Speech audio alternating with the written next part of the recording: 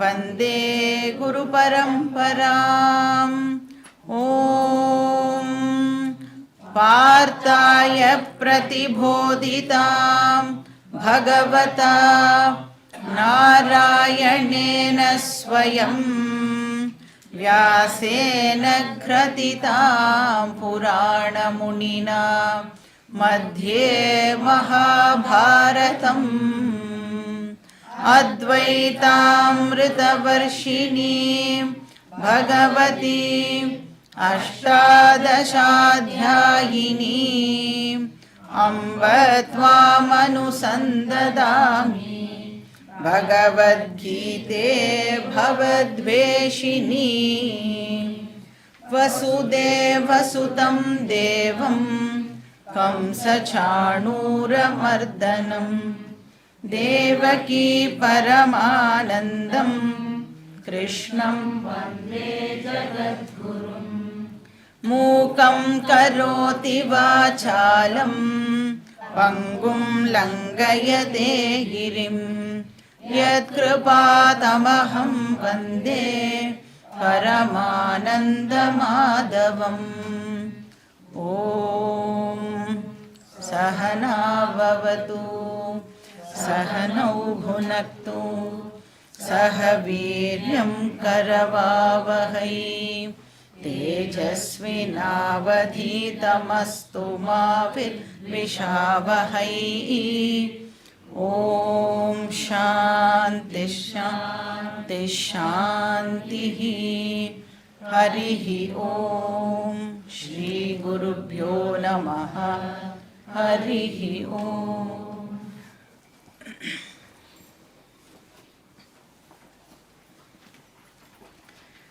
அர்ஜுனன் வந்து இப்போது பகவான் கிட்ட தன்னை சரண்டர் பண்ணிட்டு எனக்கு வந்து எது நல்லதோ அதை சொல்லி கொடுங்கோ அப்படின்னு கேட்குறான். எனக்கு எது ஸ்ரேயஸோ அதை சொல்லுங்கோ. அப்படி பண்ணும்பொழுது அர்ஜுனனுடைய மனசு முழுக்க என்ன இருக்குது இப்போது அப்படின்னா ராகம் அண்ட் சோகம் இருக்குது, புத்தியில் மோகம் இருக்குது. ஸோ இந்த ராகம் சோகம் மோகம் இதை வந்து மறக்கக்கூடாது அப்படின்னு சொல்லியிருக்கேன். ஸோ எப்படி ஈஸியாக ஞாபகம் வச்சுக்கலாம் அப்படின்னா, பாட்டெல்லாம் கேட்டிருக்கேன்ல நீங்கள், கர்நாடிக் மியூசிக் ஆரம்பிக்கிறதுக்கு முன்னாடி என்ன சொல்லிட்டு ஆரம்பிக்க சொல்லுவா, சா பா சா சொல்லுவாங்கள்ல, அந்த மாதிரி ஞாபகம் வச்சுக்கோங்க.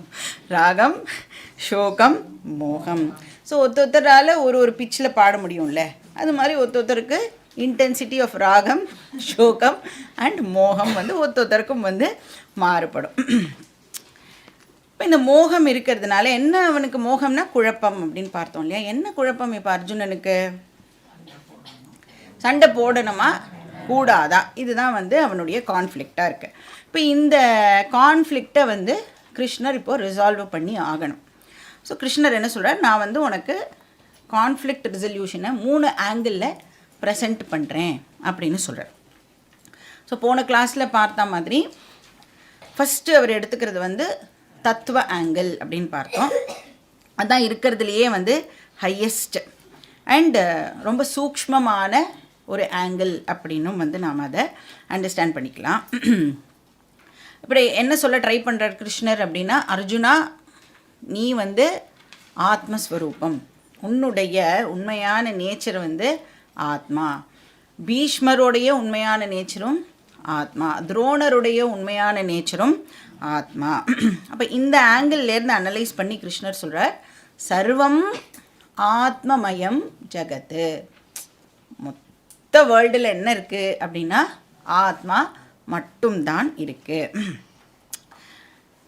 அதனால நீ வந்து இப்போது யாரை கொலை பண்ண போகிற அப்படின்னு சொல்லி தான் ஆத்மாவுடைய டிஸ்கிரிப்ஷனெல்லாம் நம்மளுக்கு சொல்ல போகிறோம். ஆத்மாவை கொலை பண்ண முடியுமா முடியாதா, அதெல்லாம் வந்து அதனுடைய எக்ஸ்பிளனேஷனாக தான் இப்போ நாம் வந்து பார்க்க போகிறோம். இப்போ இந்த ஆத்மாவுடைய நேச்சர் என்ன அப்படின்னு லாஸ்ட் கிளாஸில் நாம் வந்து பார்த்தோம். ஆத்மா ஆத்மா அப்படின்னு சொல்கிறோமே, அப்படின்னா என்ன? சைத்தன்ய ஸ்வரூபம் அப்படின்னு பார்த்தோம். கான்ஷியஸ்னஸ் பிரின்சிபிள் ஆர் சைத்தன்ய ஸ்வரூபம் அப்படின்னு சொல்லி எத்தனை பாயிண்ட்ஸ் பார்த்தோம்? 5 பாயிண்ட்ஸ் வந்து நாம் பார்த்தோம். யாரெல்லாம் வந்து சமத்த டெப்த்தாக அந்த 5 பாயிண்ட்ஸை நோட் பண்ணின்னு வந்திருக்கேள். Very good, very good. இப்போ இந்த கான்ஷியஸ்னஸ் பிரின்சிபல் ஃபஸ்ட் பாயிண்ட் என்னது? கான்ஷியஸ்னஸ் பிரின்சிபல் இந்த பாடியோட பார்ட்டோ ப்ராடக்டோ ப்ராப்பர்ட்டியோ கிடையாது. அப்போ அது என்ன பண்ணுறது? இந்த உடம்பை வந்து பர்வேடு பண்ணி உடம்பு முழுக்க வியாபித்து இந்த உடம்புக்கு என்ன கொடுக்கறது? உணர்வு தன்மையை கொடுக்கறது, சென்ஷியன்சியை கொடுக்கறது. சைத்தன்யம் அப்படின்னாலே வந்து சென்ஷியன்ட் அப்படின்னு அர்த்தம். அது வந்து சென்ஷியன்சியை உடம்புக்கு வந்து அது கொடுக்கறது. அதனால தான் இப்போ இது வந்து ஜடமாக இருக்குது, நாம் வந்து லைவாக இருக்கும். ஆனால் அதுக்கும் நான் வந்து லாஸ்ட் கிளாஸில் வித்தியாசம் சொன்னேன். இப்போ இதுலேயும் சைத்தன்யம் இருக்குது, ஆனால் இதில் என்ன இல்லை? நம்மக்கிட்ட என்ன இருக்கு? நம்மக்கிட்ட சூக்ஷ்ம சரீரம் இருக்குது, ஆனால் இந்த டெஸ்க்குக்கு சூக்ஷ்ம சரீரம் கிடையாது. இப்போ பார்ட்டோ ப்ராடக்டோ ப்ராப்பர்ட்டியோ கிடையாது. அப்புறம் இது உடம்பு முழுக்க வியாபித்து உடம்புக்கு வந்து உணர்வு தன்மையை கொடுக்கறது. அப்புறம் இந்த பாடியோட பவுண்ட்ரியோடு அது வந்து முடிஞ்சு போய்டுறதானா? இல்லை. கான்ஷியஸ்னஸ் என்ன பண்ணுறது? பாடியை தாண்டியும் அது எல்லா இடத்துலையும் வியாபிச்சு இருக்குது. அப்போ கான்ஷியஸ்னஸ் எப்படி? லிமிட்லெஸ் அப்படின்னு சொல்கிறோம். பாடி எப்படிப்பட்டதாக இருக்குது? லிமிட்டடாக இருக்குது. அதுக்கு வந்து ஒரு பவுண்ட்ரி இருக்குது இல்லையா? ஆனால் கான்ஷியஸ்னஸுக்கு பவுண்ட்ரி கிடையாது. அப்புறம் 4வது பாயிண்ட் என்ன பார்த்தோம்? பாடியே அழிஞ்சு போனாலும் consciousness continues to exist. Consciousness எப்பவும் இருந்துட்டே தான் இருக்கும். அதனால தான் நித்யஹா அப்படின்னு பார்த்தோம். அதுக்கு வந்து அழிவு இருக்கான்னா அழிவு இல்லை. அதுக்கப்புறம் இப்போ கான்ஷியஸ்னஸ் வந்து 5th பாயிண்ட்டு, கான்ஷியஸ்னஸை வந்து இருக்குது அப்படின்னு நம்ம இப்போ ரெக்கக்னைஸ் பண்ணணுன்னா அதுக்கு ஒரு மீடியம் நமக்கு தேவைப்படுறது. இப்போ வந்து லைட் ஒரு இடத்துல இருக்குது அப்படின்னா எப்படி லைட் இருக்கிறது தெரியும் நம்மளுக்கு? ஏதாவது ஒரு ஆப்ஜெக்ட் இருந்தால் தான் லைட்டை வந்து நம்மளால் வந்து ரெக்கக்னைஸ் பண்ண முடியும். இப்போ ஒயிட் லைட், பியோர் லைட்டை நம்மளால் வந்து ரெக்கக்னைஸ் பண்ண முடியாது. ஆப்ஜெக்ட் இருந்தால் தான் அதை வந்து நம்மளால் வந்து இருக்குன்னு சொல்ல முடியும். இப்போ எலக்ட்ரிசிட்டி இருக்குது அப்படின்னு எப்படி சொல்ல முடியும்? ஏதோ லைட்டை வச்சோ, ஃபேன் ஓடுறத வச்சோ, மிக்சி ஓடுறத வச்சோ தான் கரண்ட்டு இருக்குது அப்படின்னு நம்மளால் சொல்ல முடியும்ல. அது மாதிரி இப்போ சைத்தன்யம் இருக்குது அப்படின்னு நம்ம சொல்லணும் அப்படின்னா அதுக்கு வந்து ஒரு மீடியம் தேவைப்படுறது. இப்போ டெட் பாடியிலையும் சைத்தன்யம் இருக்குது, ஆனால் டெட் பாடி ஏன் வந்து டிரான்சாக்ட் பண்ண மாட்டேங்கிறது அப்படின்னா அந்த டிரான்சாக்ட் பண்ணுற இன்ஸ்ட்ருமெண்ட்ஸ்லாம் இருக்குல்ல, அதுதான் சூக்ஷ்ம சரீரம் அப்படின்னு பார்த்தோம். அந்த சூக்ஷ்ம சரீரம் வந்து அந்த பாடியில் இல்லை, அதால் வந்து இப்போது டிரான்சாக்ட் பண்ண முடியலை. அப்போ அந்த மீடியம் இல்லாததுனால நம்மளால் வந்து கான்ஷியஸ்னஸ் இருக்குது அப்படிங்கிறத ரெக்கக்னைஸ் பண்ண முடியலை. ஸோ இதுதான் ஆக்சுவலாக 5 ஃபீச்சர்ஸ் ஆஃப் கான்ஷியஸ்னஸ். இதை வந்து ப்ராபப்ளி நம்ம வந்து கீதா 18 சாப்டர்ஸ் முடிக்கிறதுக்குள்ளே கிட்டத்தட்ட ஒரு 200-300 வாட்டியாவது சொல்லுவோம். உங்களுக்கு மனப்பாடம் ஆகிற வரைக்கும் விடவே போகிறதில்ல. அதனால் இப்போ வந்து நோட் பண்ணிக்கலன்னா இப்போ நோட் பண்ணிட்டுருங்கோ. ஆனால் ரெகுலராக நம்ம வந்து இதை சொல்லுவோம். இதை வந்து நீங்கள் அசிமிலேட் பண்ணிக்கணும். இது சும்மா வந்து வாயால் சொல்கிற ஒரு விஷயம் கிடையாது. உட்காந்து சிந்தனை பண்ணி இது புரியலைன்னா வந்து கேட்கணும். எப்படி இப்படி சொல்கிறேள் அப்படின்னு வந்து கேள்வி கேட்கணும். இப்போ இந்த மாதிரி கான்ஷியஸ்னஸை பற்றி சொல்லிவிட்டு என்ன பண்ணுவார் கிருஷ்ணர் அப்படின்னா, நீ என்ன பண்ணு, இப்போ உன்னுடைய விஷனை ஷிஃப்ட் பண்ணு அப்படின்னு சொல்கிறார். இப்போ நீ வந்து ஆத்மா ப்ளஸ் அனாத்மா மிக்சர் அப்படின்னா ஆத்மாவை பற்றின டீட்டெயில்ஸ் எல்லாம் நம்மளுக்கு கொடுத்துட்டு இப்போ என்ன சொல்கிறார், நீ ஆத்மா ஃபீச்சர்ஸ் இருக்குல்ல அதை வந்து இப்போது ஃபோக்கஸ் பண்ணு. அனாத்மாலேருந்து உன்னுடைய ஃபோக்கஸை எடுத்து இப்போ நீ ஆத்மாவுக்கு ஷிஃப்ட் பண்ணு அப்படின்னு சொல்கிறேன். இப்போ அனாத்மா போர்ஷன்னா என்ன அர்த்தம்? நம்மளுடைய பாடி மைண்டு சென்ஸ் காம்ப்ளெக்ஸ் இருக்குல்ல, இதுதான் அனாத்மா போர்ஷன். இப்போ நான் அப்படின்னு சொன்னால் எனக்கு இந்த அனாத்மா போர்ஷன் தான் ஞாபகத்துக்கு வருது இல்லையா. ஆனால் நம்ம படிக்க ஆரம்பிக்கும் பொழுதே சொன்னோம் ஒரு இண்டிவிஜுவலும் ஆத்மா ப்ளஸ் அனாத்மா மிக்சர் அப்படின்னு சொன்னோம். அப்புறம் அனாத்மாவை பற்றி டீட்டெயில்டாக படித்தோம். ஆத்மாவை பற்றி இப்போ நாம் படிச்சுட்டு இருக்கோம். இதை பற்றி தெரிஞ்சுட்ட உடனே கிருஷ்ணர் சொல்கிறார், அந்த ஆத்மாவுக்கு உன்னுடைய ஃபோக்கஸை ஷிஃப்ட் பண்ணு அப்படின்னு வந்து சொல்கிறார். இப்போ வந்து ஒரு பானை இருக்குதுன்னு வச்சுக்கோங்களேன். பானை இருக்கா? சரி, இப்போ வந்து ஒரு பானை இமேஜின் பண்ணிக்கோங்க. சரியா? பானை வந்து எதால் பண்ணியிருப்பா? களிமண்ணால் பண்ணியிருப்பா. இப்போ வந்து ஒரு பானைக்கு ஒரு டேட் ஆஃப் பர்த் இருக்கும். ஏதோ ஒரு பர்டிகுலர் டேட்டில் வந்து அந்த பாட்டர் குயவன் வந்து அந்த பானையை இப்போ பண்ணியிருப்பான். பட்டு இப்போ இந்த பானையை வந்து வச்சுண்டு கையில் வச்சுண்டு இதில் ஆக்சுவலாக இந்த பானையில் என்ன இருக்கு அப்படின்னு கேள்வி கேட்டால் என்ன ஆன்சர் பண்ணுவோம் நம்ம? பானை முழுக்க என்ன இருக்கு? களிமண் மட்டும்தான் இருக்கு. இப்போ என்ன சொல்கிறோம் அப்படின்னா, நீ பானைன்னு ஃபோக்கஸ் பண்ணல, அதை விட்டுட்டு களிமண் அப்படின்னு ஃபோக்கஸ் பண்ணு. அதே பானை தானே, ஆனால் ஜஸ்ட்டு ஃபோக்கஸை மட்டும் இப்போது ஷிஃப்ட் பண்ண சொல்கிறோம். ஏன்னா பானை எதால் ஆக்கப்பட்டிருக்கு? களிமண்ணால் ஆக்கப்பட்டிருக்கு. இப்போ நீ பானையை ஃபோக்கஸ் பண்ணுறதை ட்ராப் பண்ணிவிட்டு களிமண்ணை ஃபோக்கஸ் பண்ணு. இப்போ என்ன மாற போகிறது? ஒன்றுமே மாற போகிறதில்ல. எங்கே மாறுறது? நம்மளுடைய அண்டர்ஸ்டாண்டிங் இப்போ வந்து மாற போகிறது. இப்போது அந்த பானை வரத்துக்கு முன்னாடி களிமண் இருந்ததா இல்லையா? அது பானை இருக்கும்போதும் களிமண் இருக்கா இல்லையா? பானை உடஞ்சி போனாலும் களிமண் இருக்குமா இருக்காதா? அப்போ கிருஷ்ணர் சொல்கிறார், அந்த களிமண் ஆஸ்பெக்டை இப்போ நீனு ஃபோக்கஸ் பண்ணு. களிமண் பிறக்கவே இல்லை, தேர்ஃபோர் களிமண் இறக்கவும் இறக்காது. அதுக்கு பிகினிங்கே இல்லை, அதனால் அதுக்கு எண்டும் இருக்க போகிறது இல்லை. நீ பானையோட ஆங்கிள்லேருந்து பார்த்தா தான் பானை ஒரு பர்டிகுலர் டேட்டில் வந்திருக்கு, ஒரு பர்டிகுலர் டேட்டில் அது இல்லாமல் போக போகிறது. இப்போ அதே மாதிரி இன்னொரு எக்ஸாம்பிள் எடுத்துட்டோன்னா சமுத்திரம். சமுத்திரத்தில் என்ன இருக்கும்? நிறையா அலைகள். சமுத்திரத்தில் ஜலம் தான் இருக்கும், கரெக்டு. ஆனால் அது எந்த ஃபார்மில் அவைலபிளாக இருக்கும்? அலை ரூபத்தில் நாம் வந்து ஜலத்தை பார்க்குறோம் இல்லை. இப்போ அலையோட ஸ்டாண்டு பாயிண்ட்லேருந்து நீங்கள் பார்த்தீங்கன்னா அந்த அலை ஒரு பர்டிகுலர் டைம் பிறக்கிறது, ஃபியூ செகண்ட்ஸு அந்த அலையோட லைஃப் இருக்குது. அப்புறம் அந்த அலை போய் கரையில் மோதின உடனே அந்த அலை இறந்து போயிடுறது. அப்போது அலையோட ஆங்கிள்லேருந்து பார்த்தா தான் date of birth, date of death எல்லாம் உண்டு. இப்போ எந்த ஆங்கிள்லேருந்து பார்த்தா ரெண்டுமே கிடையாது. ஜலத்தோட ஆங்கிள்லேருந்து பார்த்தேன்னா ஜலம் எப்போ பிறந்தது, ஜலம் எப்போ இறக்க போகிறது? இப்போது இந்த ஆங்கிளை ஷிஃப்ட் பண்ணு, நீ பார்க்குற ஸ்டாண்டு பாயிண்ட்டை இப்போ வந்து மாற்றிக்கோ அப்படின்னு தான் வந்து கிருஷ்ணர் நம்மளுக்கு டீச் பண்ணுறார்.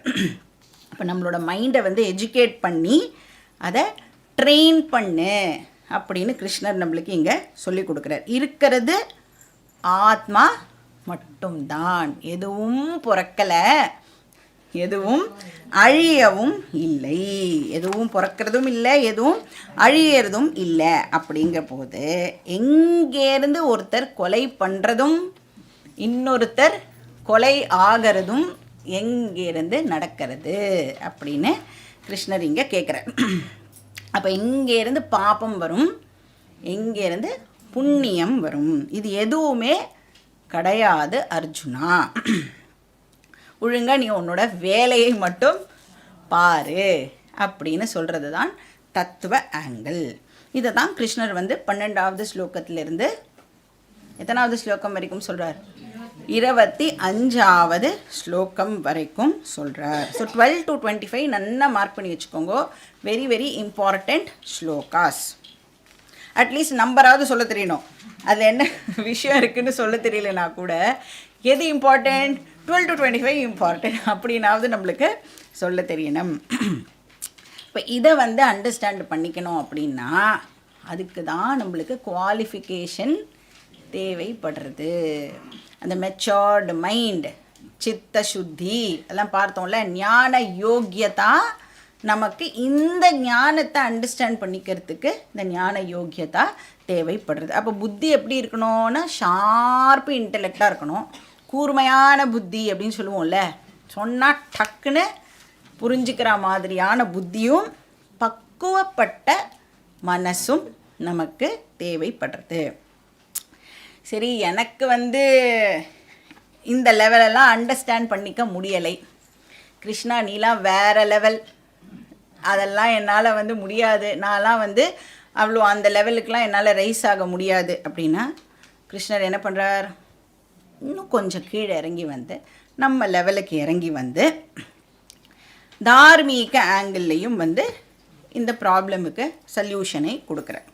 சரி, நீ வந்து இப்போதைக்கு ஆத்மா, கான்ஷியஸ்னஸ் இதெல்லாம் எனக்கு புரியலை, அந்த வார்த்தை மட்டும்தான் என்ன அப்படின்னு என் காதில் வாங்கிட்டு இருக்கேன், ஆனால் அதனோட அர்த்தம்லாம் எனக்கு புரியலைன்னா கிருஷ்ணர் சொல்கிறார், அதெல்லாம் பரவாயில்ல, நோ ப்ராப்ளம். 18வது அத்தியாயம் முடியறதுக்குள்ளே உனக்கு கட்டாயம் நான் என்ன சொல்ல வரேன் அப்படிங்கிறதாவது டெஃபினட்டாக உனக்கு புரிஞ்சிடும் அப்படின்னு சொல்கிறேன்.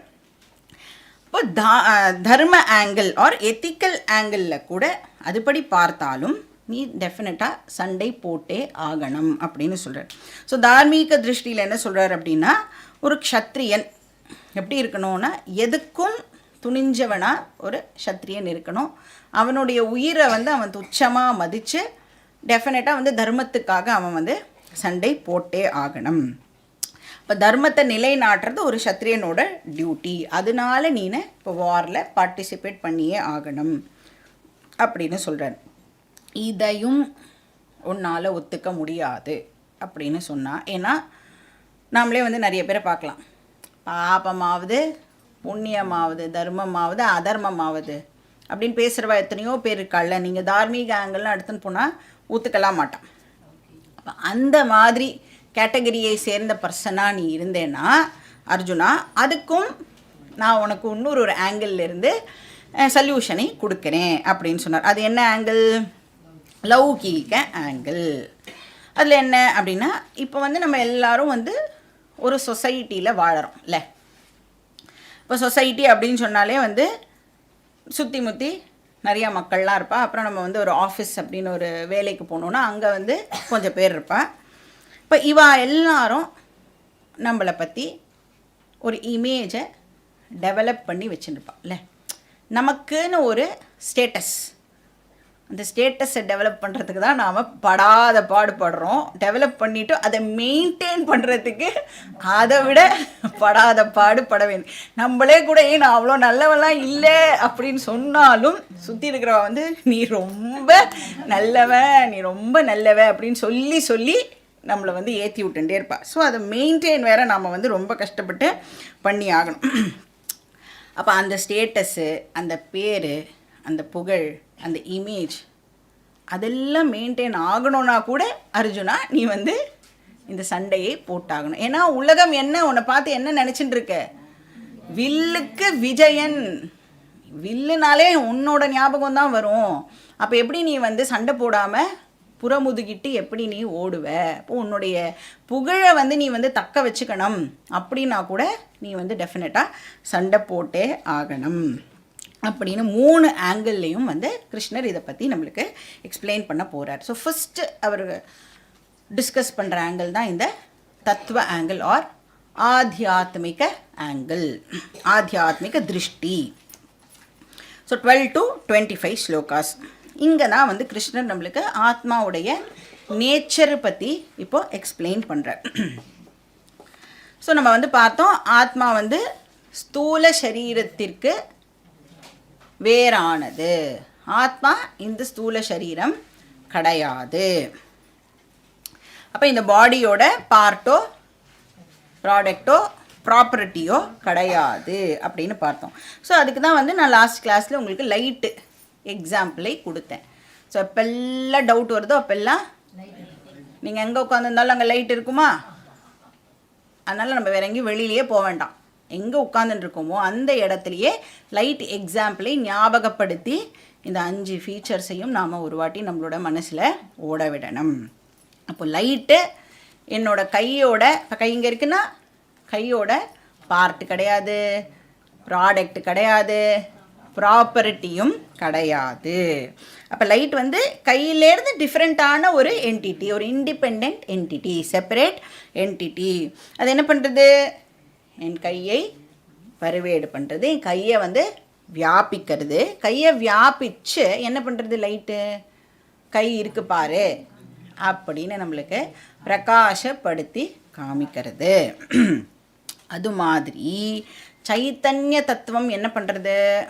என்னுடைய உடம்பை முழுக்க வியாபித்து என் உடம்புக்கு உணர்வு தன்மையை கொடுக்குது. இப்போ லைட் வந்து கையை வந்து பர்வேடு பண்ணி கை இருக்குன்னு காமிக்கிறதுன்னு சொன்னால், ஆத்மா என்ன பண்ணுறது? சைத்தன்யம் வந்து பாடியை பர்வேட் பண்ணி பாடிக்கு சென்சியன்சியை கொடுக்கறது, உணர்வு தன்மையை பாடிக்கு கொடுக்கறது. அப்புறம் 3வது பாயிண்ட் தான், கான்ஷியஸ்னஸுக்கு பவுண்டரி கிடையாது. இந்த உடம்போட அதனோட பவுண்டரி முடிஞ்சு போய்டுறதானா? இல்லை, இதை தாண்டியும் அது வியாபிக்கிறது. எல்லா இடத்துலையும் ஆத்மா வந்து வியாபிக்கிறது, ஆர் சைத்தன்யம் வியாபிக்கிறது. லைட் எக்ஸாம்பிள் எடுத்துட்டேன்னா, கை தானே லிமிட்டெடு, கை தானே லிமிட்டெட். கைக்கு தான் வந்து ஒரு எல்லை இருக்குது, பவுண்ட்ரி இருக்குது. லைட்டுக்கு பவுண்ட்ரி இல்லை. அது மாதிரி சைத்தன்யத்துக்கு பவுண்ட்ரி கிடையாது. நம்மளுடைய பாடிஸ்க்கு தான் பவுண்ட்ரி இருக்குது.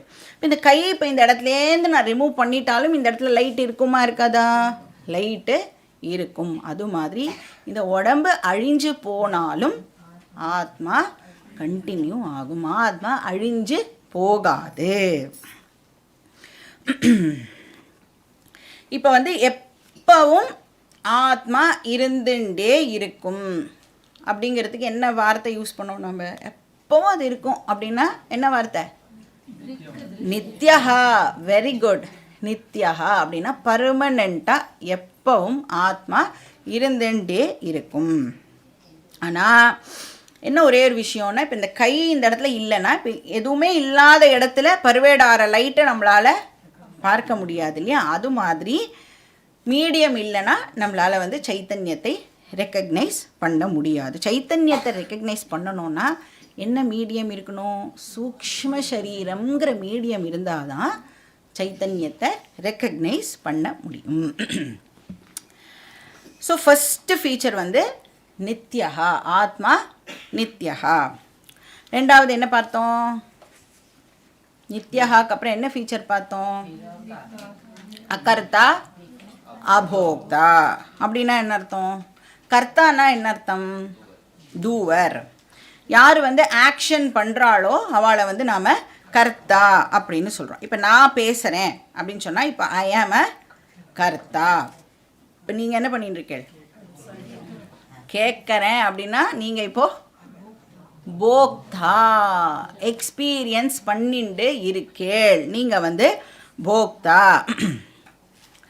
இப்போது கர்த்தா போக்தா அப்படின்னா ஆத்மா வந்து அகர்த்தா அபோக்தா. அப்படின்னா என்ன அர்த்தம்? ஆத்மா எந்த ஆக்ஷனையும் பண்ணுறது இல்லை, எந்த ஆக்ஷனுடைய ரிசல்ட்டையும் அது வந்து அனுபவிக்கிறது இல்லை. இப்போ யார் வந்து கர்த்தாவோ அவனே தானே போக்தாவாகவும் இருக்க முடியும். கரெக்டா? இப்போ நான் வந்து ஒரு ஆக்ஷன் பண்ணுறேன் அப்படின்னு சொன்னால் அந்த ஆக்ஷனோட ரிசல்ட் இருக்குல்ல, நான் பண்ணின ஆக்ஷனோட ரிசல்ட்டை யார் அனுபவிப்பா? நானே தான் இப்போ அனுபவித்து ஆகணும். அது மாதிரி ஆத்மா ஏதாவது ஆக்ஷன் பண்ணுறதான்னு கேட்டால் ஆத்மா எந்த ஆக்ஷனும் பண்ணுறதில்லை. தேர்ஃபோர் அது எந்த ஆக்ஷனுடைய பலனையும் அனுபவிக்கிறதும் இல்லை.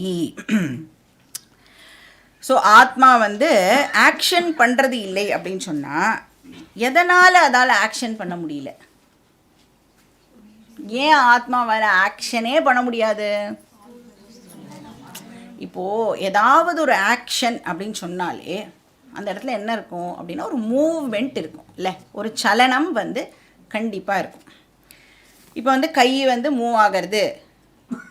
ஏன் கை மூவ் ஆகுதுன்னா கை வந்து லிமிட்டெடு பவுண்ட்ரியோடு இருக்குது. அதனால் அதை வந்து ஒரு இடத்துலேருந்து இன்னொரு இடத்துக்கு என்னால் மூவ் பண்ண முடியும். இப்போ பூமி சுற்றுறது, இப்போ பூமி மூவ் ஆகிறதுல ஏன் பூமியால் மூவ் ஆக முடியறதுன்னா பூமி லிமிட்டெட் ஃபைனைட், அதுக்கு வந்து ஒரு பவுண்ட்ரி வந்து இருக்குது. அதனால் அதால் வந்து மூவ் பண்ண முடியறது. இடம் இருக்கிறதுனால தான் அதால் மூவ் பண்ண முடியாது. இப்போ ஸ்பேஸ் இருக்குது, ஆகாசம். ஆகாசத்தினால ஏதாவது ஆக்ஷன் பண்ண முடியுமா? ஆகாசம்னா ஸ்பேஸ். ஆகாசத்தினால ஏதாவது ஆக்ஷனை பண்ண முடியுமா? ஏன் பண்ண முடியாது? ஆகாசம் ஆல் பர்வேடிங்.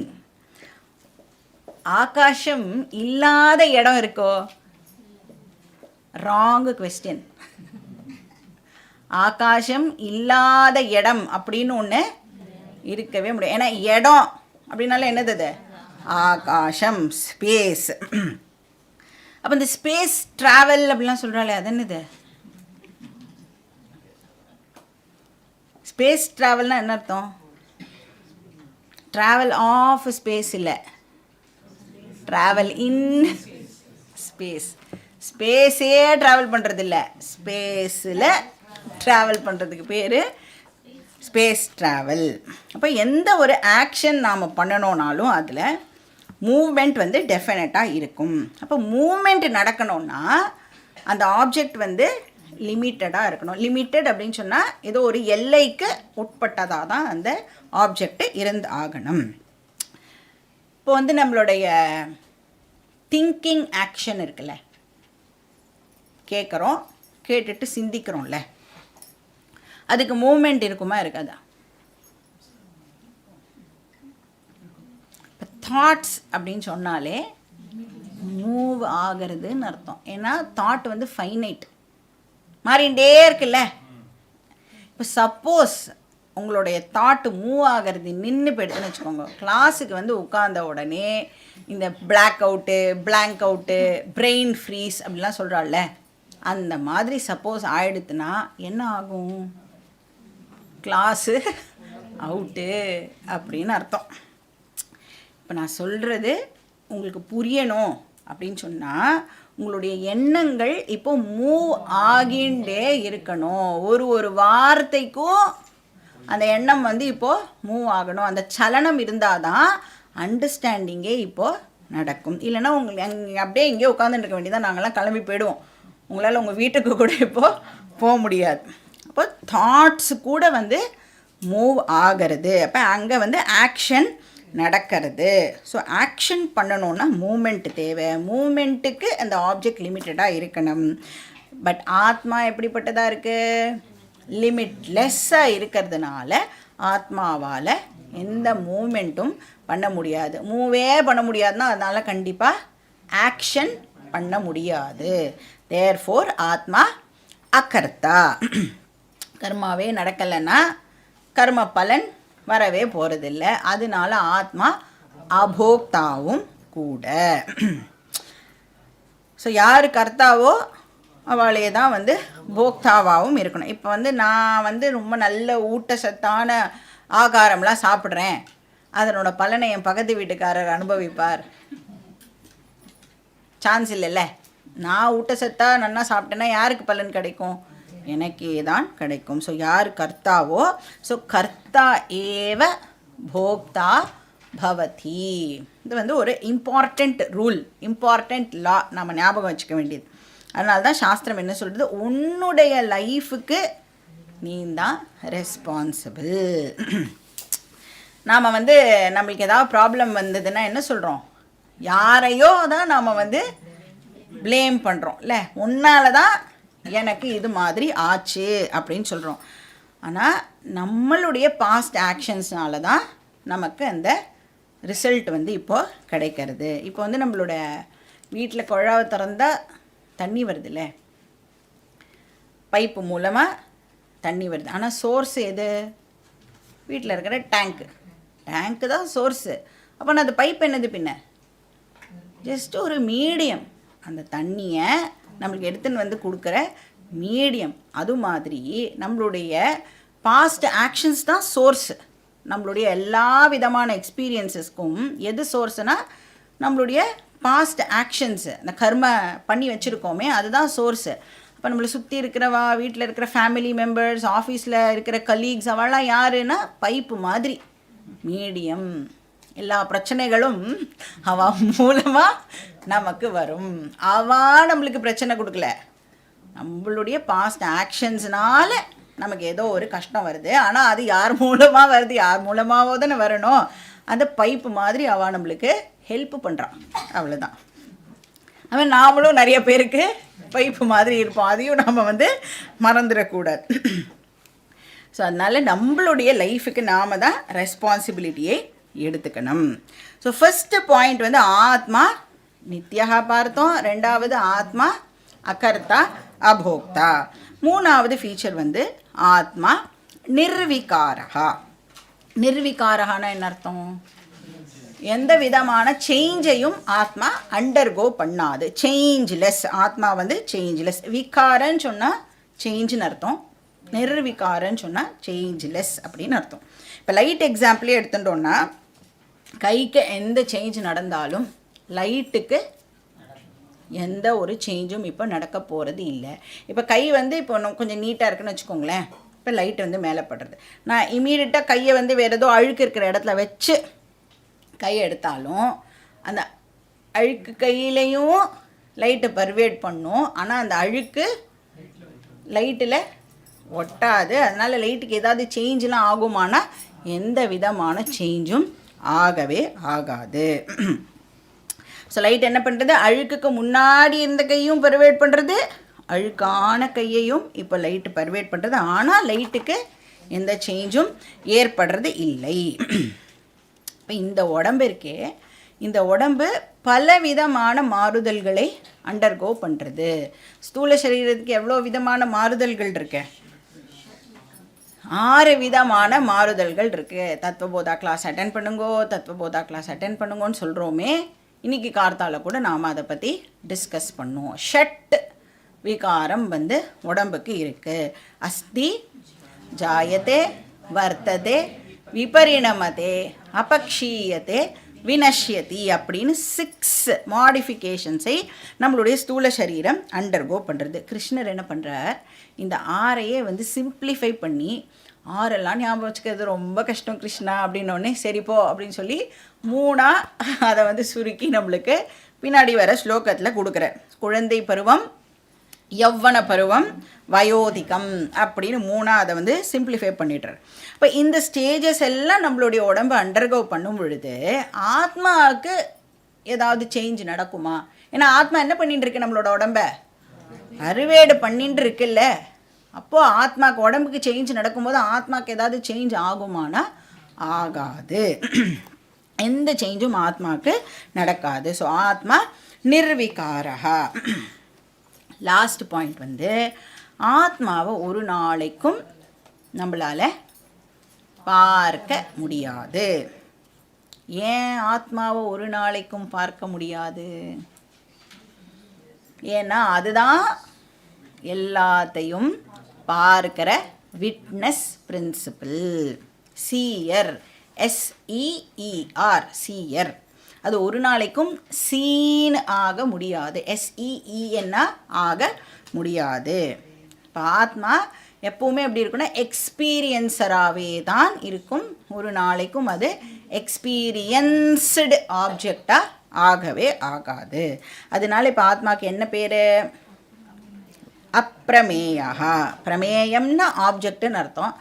அப்பிரமேயம்னா ஆப்ஜெக்டு கிடையாது. ஆப்ஜெக்ட் கிடையாதுன்னா பின்ன அது என்னது? சப்ஜெக்டு. யார் பார்க்கறாளோ அவாதான் அது. இப்போ நம்ம கண்ணுனால எல்லாத்தையும் பார்க்க முடியும். கண்ணுனால பார்க்க முடியாதது எது? கண்ணே கண்ணை பார்க்க முடியாது. அது மாதிரி இதுதான் எல்லாத்தையும் பார்க்கறது அப்படின்னா இதை வேறு எதுனாலையும் பார்க்க முடியாது. அப்போ எப்போவுமே வந்து ஆத்மா எப்படிப்பட்டதுன்னா சீயர். ஒரு நாளைக்கும் அது சீன் கேட்டகரிக்கு வராது. Seer can never be the seen. அப்போ நான் ஆகிய ஆத்ம சைத்தன்யம் எப்போவுமே subject. I am never an object. இதுதான் வந்து நாம் பார்த்த ஃபீச்சர்ஸ். 12th ஸ்லோகமை நாம் இன்னும் ஒரு வாட்டி படிச்சுடலாம். Page number 38-39. நத்வேவாஹம் ஜாது நாசம் நத்வம் நேமே ஜனாதிபாஹ ந சைவ ந பவிஷ்யாமஹ சர்வே வயமதః பரம். இங்கே வந்து என்ன சொல்கிறார் கிருஷ்ணர்னா ஆத்மா நித்தியம் அப்படிங்கிறது தான் இந்த ஸ்லோகத்தில் சொல்கிறார். இப்போ ஆத்மா நித்தியம் அப்படின்னு ஸ்ட்ரெயிட்டாக சொல்லிட்டு போயிருக்கலாம், டைரெக்டாக சொல்லியிருக்கலாம். ஆனால் என்ன பண்ணுறார் அப்படின்னா தலையை சுற்றி மூக்க தொடுவோம்ல, அந்த மாதிரி வந்து கிருஷ்ணர் இங்கே பண்ணுறார். ஏன் அப்படி பண்ணுறாருனா கிருஷ்ணர் வந்து விஷமக்கார கிருஷ்ணர் இல்லையா, அதனால் கீதாலையும் வந்து அவருடைய விஷமத்தனத்தையெல்லாம் இங்கே காட்டுறார். ஆத்மா நித்தியம் அப்படிங்கிறத எப்படி இப்போ சொல்கிறாருன்னா ஆத்மா பாஸ்ட்லேயும் இருந்தது, ப்ரெசண்ட்லேயும் இருக்குது, ஃப்யூச்சர்லேயும் இருக்கும் அப்படின்னு தானே சொல்லணும். ஆனால் என்ன பண்ணுறார், அதையும் டைரெக்டாக சொல்லாமல் பாஸ்ட்டில் ஆத்மா இருந்தது ஒழுங்காக இப்படி சொல்லியிருக்கலாம். ஆனால் என்ன சொல்கிறார், பாஸ்ட்டில் ஆத்மா இல்லாமல் இல்லை அப்படின்னு சொல்கிறார். அப்படின்னா பாஸ்ட்டில் ஆத்மா ஆப்சண்ட்டுன்னு சொல்ல முடியாது அப்படி சொல்கிறார். ஆத்மா முன்னாடி இருந்ததுன்னு சொல்கிறதுக்கு பதிலாக ஆத்மா முன்னாடி இல்லைன்னு சொல்ல முடியாது. ஸோ டபுள் நெகட்டிவை வந்து இந்த இடத்துல வந்து யூஸ் பண்ணுறார். அது மாதிரி ஆத்மா ப்ரெசண்ட்டில் இல்லைன்னு நம்மளால் சொல்ல முடியாது. அப்புறம் ஆத்மா ஃப்யூச்சரில் இருக்காதுன்னு நம்மளால் வந்து சொல்ல முடியாது அப்படின்னு சொல்கிறார். அகம் ந ஆசம் ஜாத்து. அகம்னா ஆத்மா, நான் அப்படின்னு அர்த்தம். அப்படின்னா ஆத்மானா என்னது, நான் தான் ஆத்மா. அகங்கிற வார்த்தைக்கு ஆத்மான்னு அர்த்தம். ஆனால் அகம்னா என்ன அர்த்தம், நான். அப்போ நான் யார், ஆத்மா. அப்போ கிருஷ்ணர் என்ன சொல்கிறார், நானாகிய ஆத்மா இல்லாமல் இருந்ததில்லை அப்படின்னு சொல்கிறார். அகம் ந ஆசம் இதி ந அகம் ந அசத் அப்படிவா ஆயிடும். அப்படின்னா ஆத்மா பாஸ்டில் இருந்தது அப்படின்னு அண்டர்ஸ்டாண்ட் பண்ணிக்கணும். அப்புறம் என்ன, ந துவம், நீ பாஸ்டில் இல்லைங்கிறதும் நிஜமில்லை. நான் இல்லாமல் இருந்ததில்லை அப்படின்னு சொல்கிறார். அதுக்கப்புறம் நீ பாஸ்டில் இல்லை அப்படின்னு சொல்கிறதும் நிஜம் கிடையாது அப்படின்னு சொல்கிறார். அப்படின்னா என்ன, நீ பாஸ்டில் இருந்த. அப்புறம் இமே ஜனாதிபாகா, இப்போ வேற யாரெல்லாம் அங்கே நின்றுட்டுருக்கா, குருக்ஷேத்திரத்தில் நிறைய ராஜாக்கள் சண்டை போடுறதுக்காக நின்றுருக்காள். அதனால் அவளை தான் எக்ஸாம்பிளுக்கு கிருஷ்ணரால் இப்போ காட்ட முடியும். இமே ஜனாதிபாகானா இந்த ஜனங்களை காக்கிற ராஜாக்கள் இருக்காளே அவளும் இல்லாமல் இருந்தது இல்லை அப்படின்னு சொல்கிறார். அவளும் பாஸ்டில் இல்லைன்னு சொல்கிறது கரெக்டு கிடையாது. அப்படின்னா இவாளும் பாஸ்டில் இருந்தா. ஸோ இன் ஷார்ட், ஆத்மா பாஸ்டில் இருந்தது, முன்னாடியும் இருந்தது. அப்புறம் என்னது, ந சைவ ந பவிஷ்யாமஹா. ஜாத்துனா பாஸ்ட்டு, இங்கே வந்து பவிஷ்யாமஹா, பவிஷ்யத்தினா ஃப்யூச்சர். இப்போ நாம் ஃப்யூச்சரில் இருக்க போகிறது இல்லை அப்படிங்கிறதும் இத்தீன அப்படின்னு சொல்கிறார். அதுவும் தவறான கருத்து. நம்ம ஃப்யூச்சரில் இருக்க போகிறது இல்லைங்கிறதும் தவறான கருத்து. So again double negative use பண்ணுறேன். அப்படின்னா என்ன அர்த்தம்? நாம் ஃப்யூச்சர்லையும் இருப்போம். கிருஷ்ணர் இங்கே வந்து ப்ரெசண்ட் பற்றி சொல்லவே இல்லை ஸ்லோகத்தில். ஏன் சொல்லாமல் விட்டுட்டார்? பாஸ்ட்டு சொன்னார், ஃப்யூச்சர் சொன்னார், ப்ரெசண்ட்டையும் சொல்லணும்ல. ஏன் சொல்லவே இல்லை கிருஷ்ணர்? ஏன் ப்ரெசண்ட்டு பற்றி சொல்லவே இல்லை? ஏன்னா ப்ரெசண்ட் பற்றி எப்போவுமே நம்மளுக்கு டவுட்டு வரவே வராது. கரெக்டு தானே?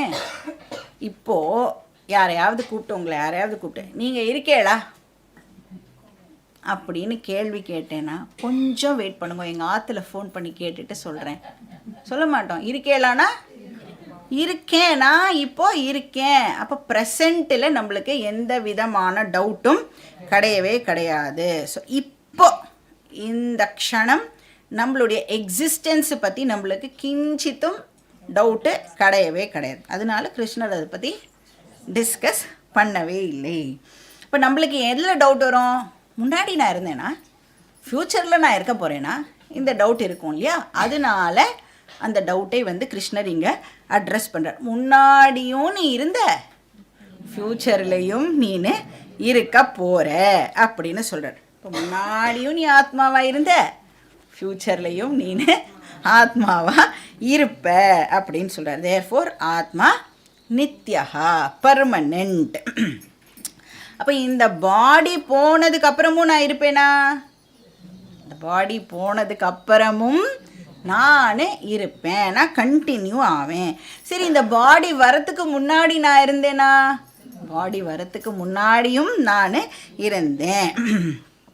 இப்போ இந்த பாடி போனதுக்கு அப்புறமோ ஆர் வரத்துக்கு முன்னாடியோ ப்ராபப்ளி என்னால் வந்து என்ன பண்ணியிருக்க முடியாதுன்னா எந்த இன்டராக்ஷனும் என்னால் பண்ணியிருக்க முடியாது. ஏன்னா இன்டராக்ஷன் பண்ணணுன்னா எனக்கு ஒரு பாடி தேவை. பாடி இல்லாமல் இருக்கும் பொழுது என்னால் வந்து எந்த விதமான டிரான்சாக்ஷனும் பண்ண முடியாது. அப்படி தான் வந்து இருந்திருக்க முடியும். இப்போ ஆத்மா வந்து தேமேன்னு எப்பவும் இருந்துட்டே இருக்கும். எப்பவும் இருந்துட்டே இருக்கிறது தான் ஆத்மா. ஏன்னா அதோட நேச்சரே என்னதுன்னா இருக்கிறது தான் அதோட நேச்சர். சைத்தன்யம் தான் அதோட நேச்சர். இப்போ வந்து ஃபோனில் பேசிகிட்டு இருக்கோம்னு வச்சுக்கோங்களேன். 2 பேர் வந்து ஃபோனில் கான்வர்ஸ் பண்ணிகிட்டு இருக்கோம் அப்படின்னா, இப்போ திடீர்னு வந்து சைலண்ட் ஆகிடுறது, சத்தமே இல்லை அப்படின்னா ஃபோனு டெட் அப்படின்னு தானே சொல்கிறோம். ஐ ஆம் டெட் அப்படி சொல்கிறது இல்லையே. அந்த மீடியம் இப்போது டெட்டு. அதனால இன்டராக்ஷன் இப்போது டெம்ப்ரரியாக வந்து ஸ்டாப் ஆகிடுது. அதுக்கப்புறம் ஃபோனை ரிப்பேர் பண்ணினதுக்கப்புறம் திருப்பியும் நான் வந்து டிரான்சாக்ஷனை வந்து ஸ்டார்ட் பண்ணுவேன்.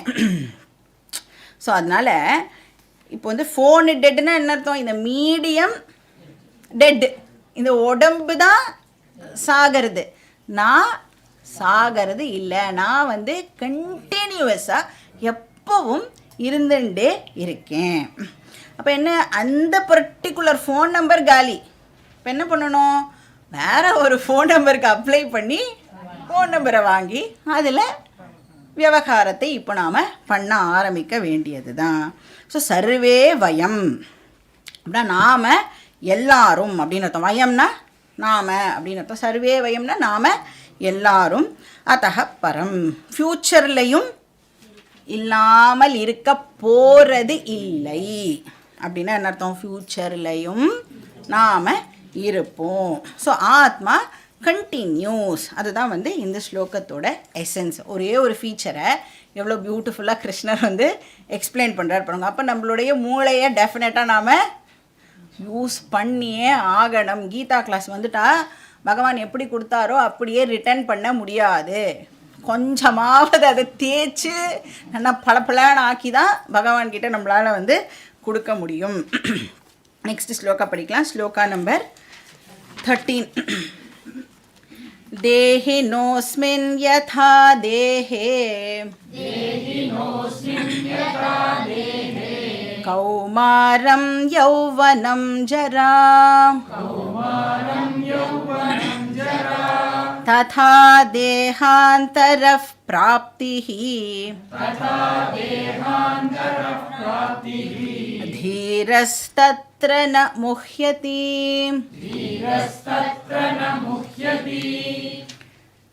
இப்போ வந்து நான் கண்டினியூவஸாக இருக்கேன் அப்படின்னு சொன்னால் then what is birth and death? பிறக்கிறது இறக்கிறதுனா பின்ன என்ன? அதை தான் வந்து இங்கே சொல்கிறேன். பர்த் அண்ட் டெத் அப்படிங்கிறதெல்லாம் சும்மா அப்படின்னு சொல்கிறேன். ட்ரான்சாக்ட் பண்ணுறதுக்காக மீடியம் டு மீடியம் நான் ஜஸ்ட்டு சேஞ்ச் பண்ணிக்கிறேன். அதாவது இந்த ஃபிசிக்கல் பாடியை நான் வந்து சேஞ்ச் பண்ணிக்கிறதுக்கு பேர் டெத்து. இன்னொரு ஃபிசிக்கல் பாடிக்குள்ளே எடுத்துக்கிறதுக்கு பேர் பர்த். இப்போ ஏன் வந்து இதை அடிக்கடி மாற்ற வேண்டியதாக இருக்குது?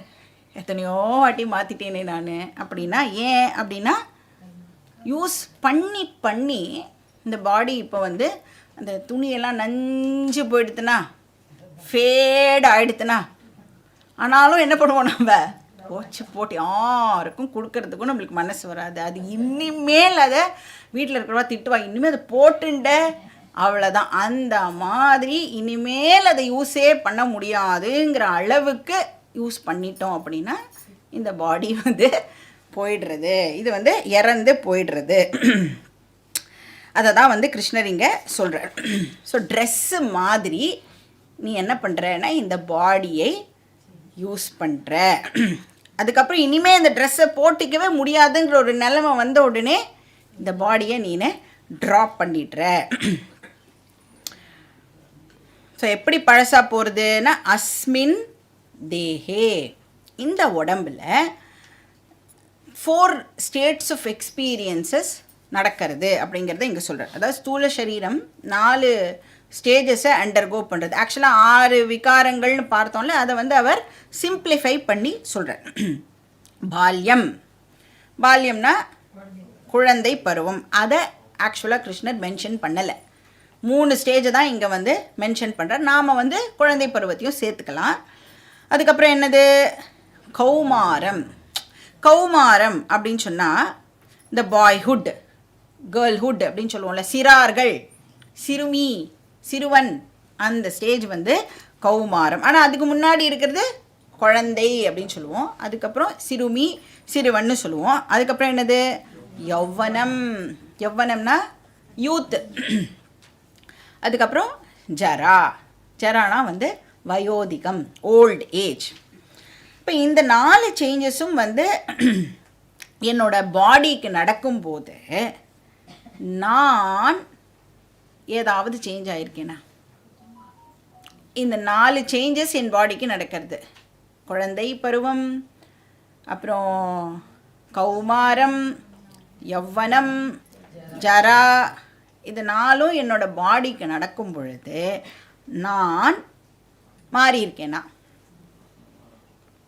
என்னோட ஐடென்டிட்டி மாறி இருக்கா? இப்போ வந்து நம்மளை பற்றி பேசும்பொழுது, அடுத்தவாக்கிட்ட பேசும்பொழுது என்ன வார்த்தை யூஸ் பண்ணி நம்மளை நாம் ரெஃபர் பண்ணிக்கிறோம்? நான். நான் கரெக்டு தானே? நானுங்கிற வார்த்தை யூஸ் பண்ணி தான் நான் என்ன அடுத்த வாக்கிட்ட ரெஃபர் பண்ணிக்கிறேன். இப்போது நான் குழந்தையாக இருந்தபோது எந்த நான் அப்படின்னு சொல்லி ரெஃபர் பண்ணி பேசினேனோ அதே நான் தான் நான் காலேஜ் போகும் பொழுதும் ரெஃபர் பண்ணிட்டேன். அதே நானை தான் நான் ஆஃபீஸ் போகும்போதும் ரெஃபர் பண்ணிட்டேன். அதே நான் தான் இப்போ ரிட்டையர் ஆகி என்ன பண்ணுறதுன்னு தெரியாமல் கீதா கிளாஸு வந்திருக்கேன் அப்படின்னு சொல்லும் பொழுதும் அதே நானை தான் நான் இப்போது ரெஃபர் பண்ணிட்டு இருக்கேன். இப்போ பாடி தான் வந்து இந்த காலங்கள் மாதிரி மாறிகிட்டே இருக்குது, சீசன்ஸ் மாதிரி பாடி மாறுறது. ஆனால் அந்த பாடியில் இருக்கிற நான் இருக்கேன், அது எந்த விதமான சேஞ்சையும் அண்டர்கோ பண்ணுறதே இல்லை. இப்போ பிறந்தப்போ நம்மளுக்கு வந்து ஒரு உடம்பு இருந்ததுல, சாஃப்ட் ஸ்கின், எல்லோரும் வந்து நம்மளை ஸோ சப்பி, எவ்வளோ ஸோ ஸ்வீட் அப்படிலாம் சொல்லி எல்லோரும் கொஞ்சினாலே அந்த உடம்பு இப்போ நம்மளுக்கு இருக்கானா இல்லை. இன்ஃபேக்ட் எவ்வளவோ இயர்ஸ் ஆயிடுத்துன்னு சொன்னால் முழுக்க செல்ஸ் எல்லாம் மாறி இப்போ டோட்டலி நியூ செல்ஸ் நம்மளுடைய பாடியில் இருக்குது. ஆனால் குழந்த போது நான் அப்படின்னு சொன்னேனே, அந்த நான் இப்போவும் கண்டினியூ ஆகிறது. இந்த புது பாடி டோட்டலி நியூ பாடி இப்போ இருக்கிறது. குழந்த பருவத்தையும் இப்போ இருக்கிற உங்களோட வயசையும் நீங்கள் வந்து கம்பேர் பண்ணி பார்க்கும் பொழுது டோட்டலி நியூ பாடி. இருந்தாலும் குழந்த போதுன்னு ஒரு நான் இருந்தேனே, அதே நான் தான் இப்பையும் கண்டினியூ ஆகிறது. உடம்புல வந்து சில பேர் ஆர்கன்ஸ் எல்லாம் ரீப்ளேஸ் பண்ணிப்பா, அப்போ கூட அதே நான் தான் வந்து கண்டினியூ ஆகிறது. ஸோ கிருஷ்ணர் வந்து இதை இன்னும் ஃபர்தராக எக்ஸ்டெண்ட் பண்ணி என்ன சொல்கிறார், எப்படி நீ வந்து இந்த உடம்பை மாற்றி மாற்றி யூஸ் பண்ணினாலும் அதே நான் தான் கண்டினியூ ஆகும்னு சொல்கிறேன். நமக்கு தெரிஞ்சது இந்த 4 ஸ்டேஜஸ்ஸு, இந்த பாடி அண்டர்கோ பண்ணுற சேஞ்சஸ்ஸு. கிருஷ்ணர் என்ன சொல்கிறார், இந்த பாடியை விட்டு நீ வேறு பாடி எடுத்துட்டாலும் அதே நான் கண்டினியூ ஆகிறது அப்படின்னு சொல்கிறேன். தேக அந்தர பிராப்திகி, இன்னொரு தேகத்தை நீனு எடுத்துட்டாலும். இப்போ அது வந்து எப்படின்னா, ஓல்டு துணியை வந்து உதறிட்டு புது துணியை போட்டுக்கிற மாதிரி இன்னொரு பாடியால் நீ ரீப்ளேஸ் பண்ணிக்கிற, அவ்வளோதான். ஆக்சுவலி நாம் ரொம்ப சந்தோஷப்படணும். பழைய பாடியே எவ்வளோ நாள் வச்சுட்டு ஓட்டுறது, இப்போ இந்த பாடி போக போகிறதுன்னு தெரிஞ்சால் இன்ஃபேக்ட் நாம் சந்தோஷப்படணும். ஏன், I am going to get a new body, new physical body நம்மளுக்கு வந்து கிடைக்க போகிறது. ஆக்சுவலாக நாம் எதையுமே லூஸ் பண்ணலை.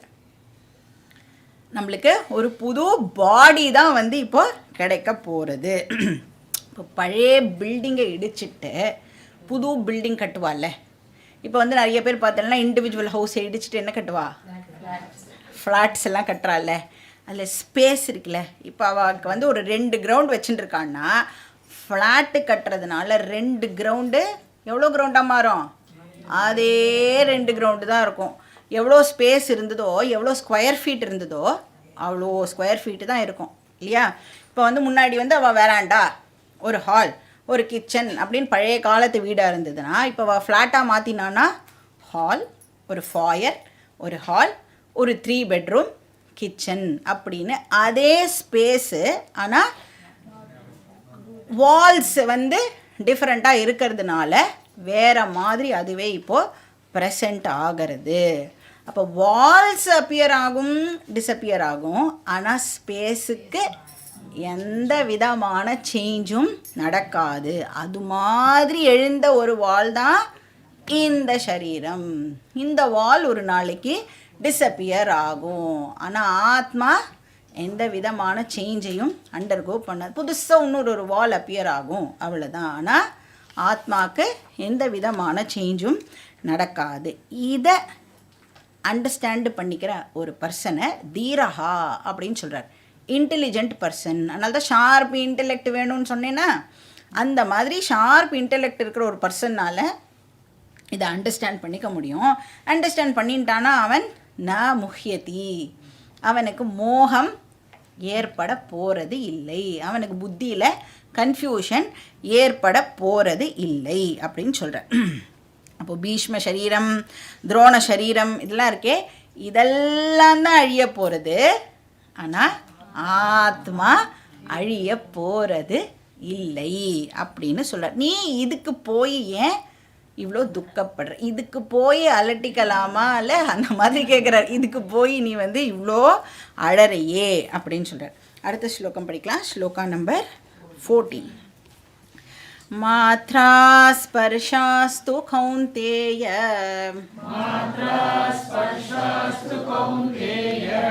ஷீதோஷ்ண சுக துக்கதாஹ, ஆகமாபாயினோ நித்யாஹ,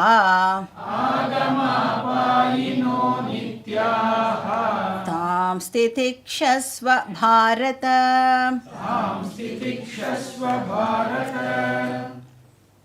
கிருஷ்ணர் வந்து இங்கே என்ன சொல்கிறார், எப்படி வந்து ஆத்மாவுடைய நேச்சரை நாம் அண்டர்ஸ்டாண்ட் பண்ணிக்கணும் அப்படியோ அது மாதிரி அனாத்மாவுடைய நேச்சரும் நமக்கு தெரிஞ்சிருக்கணும் அப்படின்னு சொல்கிறார்.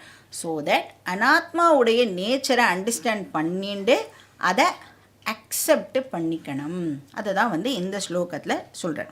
இப்போ எது அறிவு அப்படின்னா ஒரு விஷயத்துடைய தன்மையை புரிஞ்சுட்டு அதை ஏற்றுக்கிறோம்ல, அக்செப்ட் பண்ணிக்கிறோம்ல, அதுதான் அறிவு, அதுதான் விஸ்டம் அப்படின்னு சொல்கிறார்.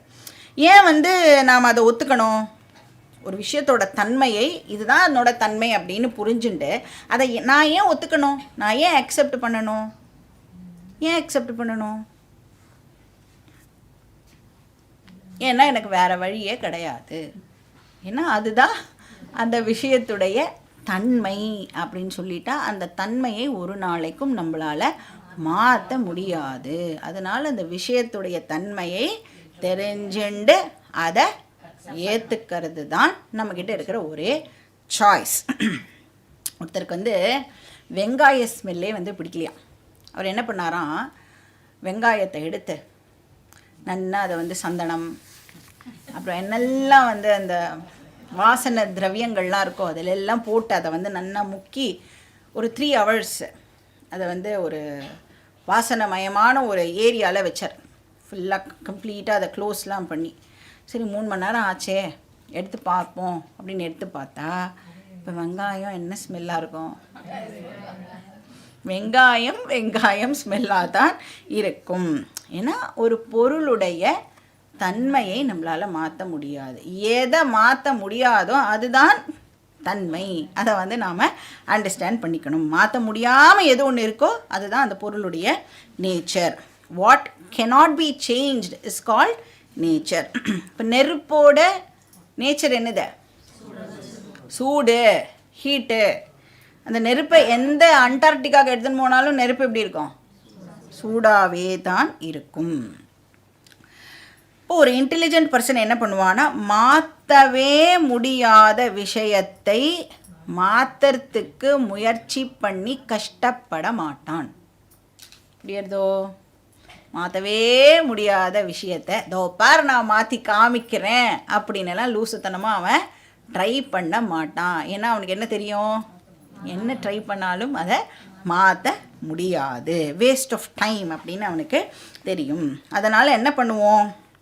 இதை மாற்ற முடியாது, அதனால் நம்மளுடைய ஆட்டிடியூடை இப்போ நாம் மாற்றிக்கலாம். ஒரு விஷயம் மாறாது அப்படிங்கிற அண்டர்ஸ்டாண்டிங்கோடு அதை நாம் அப்ரோச் பண்ண கற்றுட்டோம் அப்படின்னு சொன்னால் நம்மளோட லைஃபே வந்து இப்போது நந்தவனமாக ஆகிடும். அந்த ஆட்டிடியூடை தான் அக்செப்டன்ஸ் அப்படின்னு சொல்கிறோம். அந்த அண்டர்ஸ்டாண்டிங் இருக்குல்ல, அதுக்கு பேர் அக்செப்டன்ஸ். இதை மாற்ற முடியாது அப்படிங்கிற ஒரு அறிவு எனக்கு வந்துடுதுன்னா நேச்சுரலாக நான் என்ன பண்ணிவிடுவேன்? இப்போ கொரோனாவுடன் வாழ பழகுங்கள் அந்த மாதிரி. இப்போ நம்ம வீட்டில் சில பேர்லாம் இப்படி தான் நீங்கள் எவ்வளோ ட்ரை பண்ணிட்டேல்ல மாற்றுறதுக்கு, எத்தனை வருஷமாக ட்ரை பண்ணிட்டு இருக்கேள், மாறினாளா? மாறவே இல்லை. அதனால் இப்போ நாம் என்ன பண்ணணும்? அவள் மாற மாட்டா அப்படிங்கிற அண்டர்ஸ்டாண்டிங்கோடு அவளை நாம் வந்து அப்ரோச் பண்ணணும். அவளோட வாழறதுக்கு நாம் வந்து பழகிக்கணும். ஸோ வேறு சாய்ஸ் நம்மளுக்கு இல்லை. ஸோ இதை தான் வந்து இங்கே வந்து கிருஷ்ணர் நம்மளுக்கு சொல்கிறார். மாத்ரா ஸ்பர்ஷாஸ்து கௌந்தேய. மாத்ரா அப்படின்னு சொன்னால் சென்ஸ் ஆர்கன்ஸ் அப்படின்னு அர்த்தம். மா அப்படின்னு சொன்னால் தெரிஞ்சுக்கிறதுன்னு அர்த்தம், டு நோ. த்ரா அப்படின்னு சொன்னால் இன்ஸ்ட்ருமெண்ட் அப்படின்னு அர்த்தம். இப்போ தெரிஞ்சுக்கிறதுக்கு நம்ம பயன்படுத்துகிற இன்ஸ்ட்ருமெண்ட்ஸ் என்னது? நம்மளுடைய சென்ஸ் ஆர்கன்ஸ். அதனால் மாத்ரானா சென்ஸ் ஆர்கன்ஸ், அறிவை கொடுக்கக்கூடிய கருவி. ஸோ ஸ்பர்ஷ அப்படின்னா சென்ஸ் ஆப்ஜெக்ட்னு அர்த்தம். சும்மா ஒரு எக்ஸாம்பிளுக்கு ஸ்பர்ஷ அப்படின்னு ஒன்றத்தை கொடுக்குறார். ஸோ அது வந்து ஒரு ஆப்ஜெக்ட், சென்ஸ் ஆப்ஜெக்ட். இப்போ சென்ஸ் ஆர்கன்ஸ் உள்ளே இருக்குது, சென்ஸ் ஆப்ஜெக்ட் வந்து வெளியில் இருக்குது. இப்போ சென்ஸ் ஆர்கன் என்ன பண்ணுறது அப்படின்னா வெளியில் இருக்கிற விஷயத்தை கான்டாக்ட் பண்ணுறதுக்கு ட்ரை பண்ணிகிட்டே இருக்கும். இப்போ வந்து கண் இருக்கு, கண் என்ன பண்ணும்? கண் நீங்கள் திறந்து வச்சேன்னா கண் என்ன பண்ணும்? என்னெல்லாம் ஆப்ஜெக்ட்ஸ் இருக்கோ அத்தனை ஆப்ஜெக்ட்ஸையும் இப்போ அது வந்து பார்க்க ஆரம்பிக்கும்.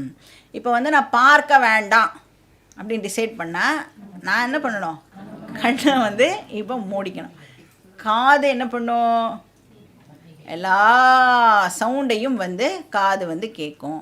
இப்போ வந்து நல்லா கேட்கக்கூடாதுன்னு எவ்வளோ நேரம் காதை வந்து பொத்திட்டு நம்மளால் உட்காந்துட்டு இருக்க முடியும் இல்லையா? இப்போ நீங்கள் இப்படி போகிறச்சே உங்களை பற்றி யாராவது ஏதாவது பேசினா தெரியாமல் நம்ம கேட்டு தான் ஆகணும். என்ன பண்ண முடியும், அவள் எப்படி என்னை பற்றி பேசலாம் அப்படின்லாம் நம்மளால் வந்து சண்டையெல்லாம் போட முடியாது. அப்போ இந்த சென்ஸ் ஆர்கன்ஸோட வேலை என்னன்னா, அது அதனுடைய செக்மெண்ட்டை அது வந்து கான்டாக்ட் பண்ணி விஷயத்தை வந்து கிரகிச்சுட்டே தான் இருக்கும். அப்போ எல்லா 5 சென்ஸ் ஆர்கன்ஸும் அதனோட வேலையை அது பண்ணிட்டு தான் இருக்கும். அதுலேருந்து வந்து நம்ம வந்து எஸ்கேப் ஆகிடலாமான்னா எஸ்கேப் ஆக முடியாது. அப்போ என்ன பெஸ்ட்டு மெத்தடு அப்படின்னா, சிச்சுவேஷன்ஸோடு நம்ம வாழ பழகிக்கோ அப்படிங்கிறது தான் கிருஷ்ணர் இங்கே சொல்ல. இம்யூனிட்டி இருக்குல்ல, அதை வந்து வளர்த்துக்கோ. இப்போ கொரோனாவுடன் வாழ பழகுங்கள்லாம் என்ன அர்த்தம், ஒழுங்கு மரியாதை இம்யூனிட்டி கஷாயம் குடித்து இம்யூனிட்டியை ஒழுங்காக வளர்த்துக்கோ அப்படின்னு சொல்கிறாள்ல. இப்போ இங்கே என்ன சொல்ல, நீ வந்து பிரச்சனையிலேருந்து ஓடுறதுக்கு ட்ரை பண்ணாத, பிரச்சனையை நேருக்கு நேர ஃபேஸ் பண்ணு. அப்போ நேச்சுரலாக நம்மளோட இம்யூனிட்டி டெவலப் ஆகும் அப்படின்னு சொல்கிறார். ஸோ சிச்சுவேஷனை அக்செப்ட் பண்ணிக்கோ அர்ஜுனா. சீத உஷ்ண சுக துக்கதா அப்படின்னு சொல்கிறார். அப்போ நம்ம லைஃப்பில் வந்து நம்மளுக்கு பல விதமான எக்ஸ்பீரியன்சஸ் நடக்கும். ஆனால் எப்படி இருக்குன்னா துவந்துவாக இருக்குது. சுகம் இருந்தால் துக்கம் இருக்குது, லாபம் இருந்தால் நஷ்டம் இருக்குது, மானம் இருந்தால் அபமானம் இருக்குது. மானம்னா போட்டுறதுன்னு அர்த்தம். இன்னைக்காலத்தால தான் நம்மளை வந்து ஒன்றை மாதிரி உண்டா அப்படின்னு சொல்லியிருப்பா. சாயங்காலமே என்ன பண்ணுவா, இப்படி கேவலமாக நீ இருப்பேன்னு நினச்சே பார்க்கலை. அப்போ வந்து போற்றினா டெஃபினட்டாக தூற்றவும் தூற்றுவா. ஸோ இந்த மாதிரி வந்து இந்த துவந்துவ வந்து நம்மளோட லைஃப்பில் நேச்சுரலாக இருந்துகிட்டே தான் இருக்கும். ஏன்னா அனாத்மாவோட நேச்சர் அது அப்படிங்கிறது கிருஷ்ணர் நம்மளுக்கு இங்கே எக்ஸ்பிளைன் பண்ணுறார். ஸோ அது எப்படிப்பட்டது, ஆகமா பாயினகா, ஆகமா அபாயி அப்படின்னு சொல்கிறார். ஆகமா அபாயினா subject to arrival and departure, வந்து போகக்கூடிய விஷயம். அனாத்மாவோட நேச்சரே என்னதுன்னா வரும் போயிடும். ஆனால் ஆத்மாவோட நேச்சர் என்னது, அது வரவும் இல்லை போகவும் இல்லை, போகிறதும் இல்லை.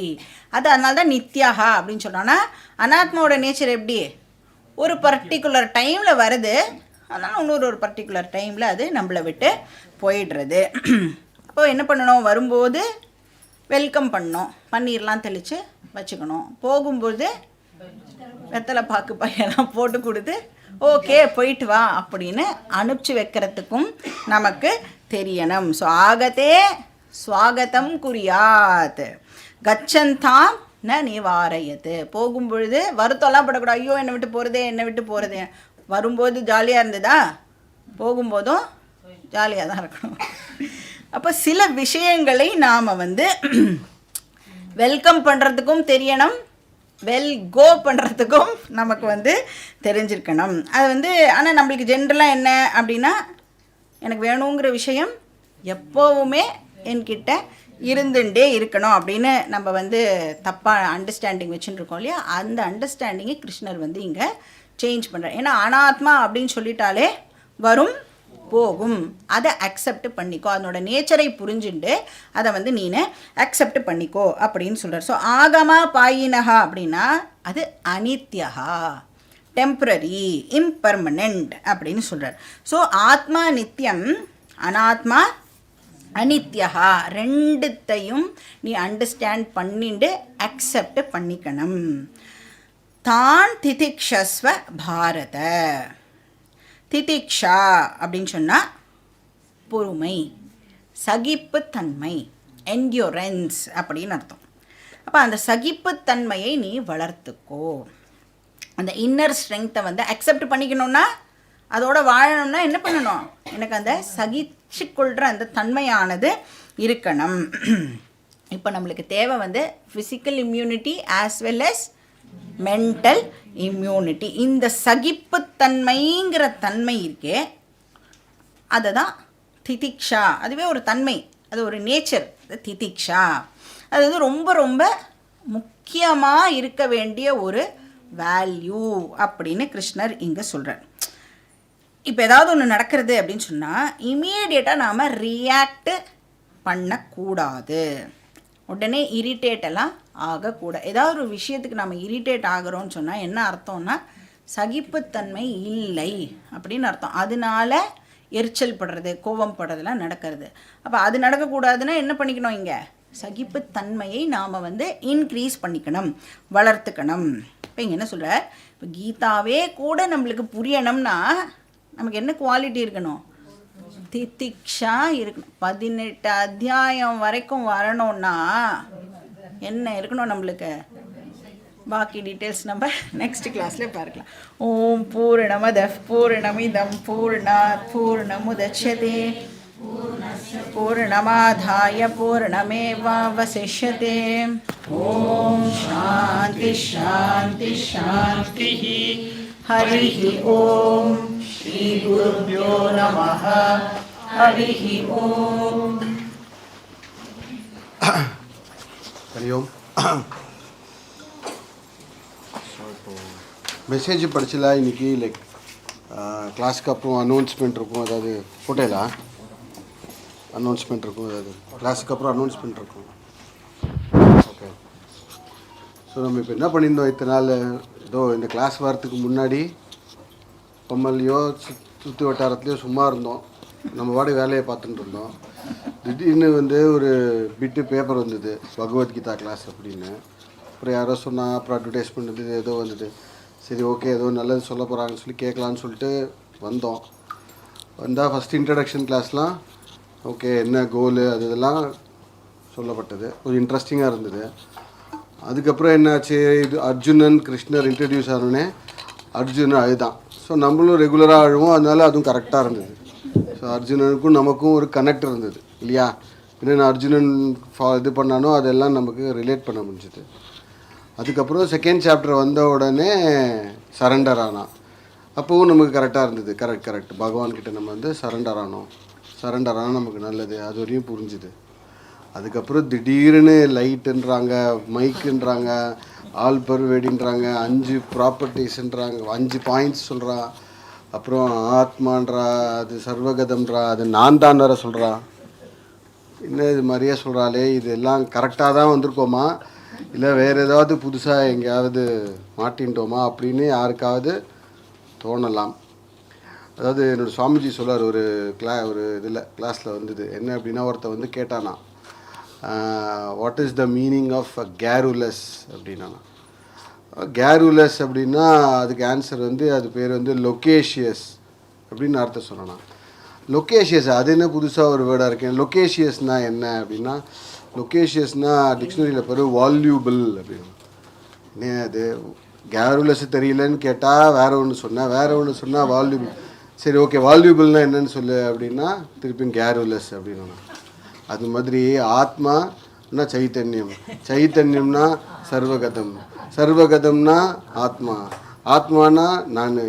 இப்படியே பேசிகிட்டே இருக்காளே, இதெல்லாம் வந்து எங்கே கொண்டு விடுவோம், நம்ம வந்து புரியுமா நமக்கு அப்படின்னு டவுட் யாருக்காவது வந்திருக்கலாம். அப்புறம் சரி நமக்கு இது புரியலனா பரவாயில்ல அப்படின்னு யோசிக்கிறதுக்குள்ள நடுவில் தீராகா, அறிவு உள்ளவன் தான் இதை புரிஞ்சுப்பான் அப்படின்னு கிருஷ்ணர் நடுவில் இன்சர்ட் பண்ணி விட்டுறாரு.